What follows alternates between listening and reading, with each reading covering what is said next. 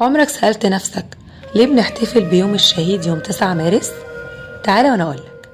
اخترنا تحديدا اليوم ده عشان نحتفل بيوم الشهيد، علشان في اليوم ده حصل حدث مهم جدا، وهو استشهاد الفريق عبد المنعم رياض، رئيس أركان الجيش المصري الأسبق عام 1969، لما كان ساعتها متوجه ناحية سيناء، وهي كانت جبهة القتال ضد إسرائيل. ومن هنا بدأت القصة. بدأت القوات المسلحة المصرية تكون حريصة كل سنة على إحياء يوم الشهيد، علشان كده بيتم تكريمهم وتعريف الجماهير المصرية ببطولاتهم وتضحياتهم في سبيل الوطن. وكمان بيكون حريص جدا رئيس الجمهورية المصري ووزير الدفاع على إحياء هذا اليوم بوضع إكليل الزهور على النصب التذكاري لشهداء القوات المسلحة.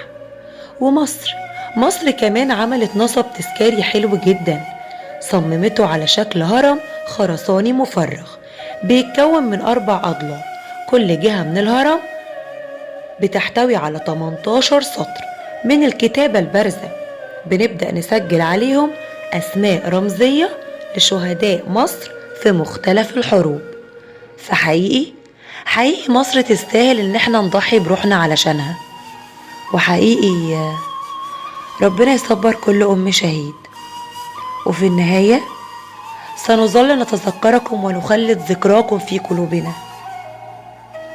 أنتم نجوم تضيء سماء الوطن، وأنتم قدوتنا في التضحية والفداء. فقدناكم ولكن ذكراكم باقية في قلوبنا إلى الأبد. فقدناكم ولكن ذكراكم باقية في قلوبنا إلى الأبد. يم الشهيد ابنك بطل، اتباهي بيه واحكي عن تضحياته للبلد، اوعي في يوم تبكي يا أمي، اوعي تحزني، زمانه في الجنة مع الملايكة اطمني، وأكيد بيسمعنا. ربيتي أحسن تربية، علمتي معنى التضحية، ولا حاجة أغلى من الدنيا، وانتي صبورة ومؤمنة، وانتي بحكمة ربنا علشان أكيد مطمنة إنه في مكان دلوقتي أجمل من هنا. لولاهم ما كنا هنا. 9 مارس يوم الشهيد. شهداء الوطن، أرواح فاضت لتبقى مصر.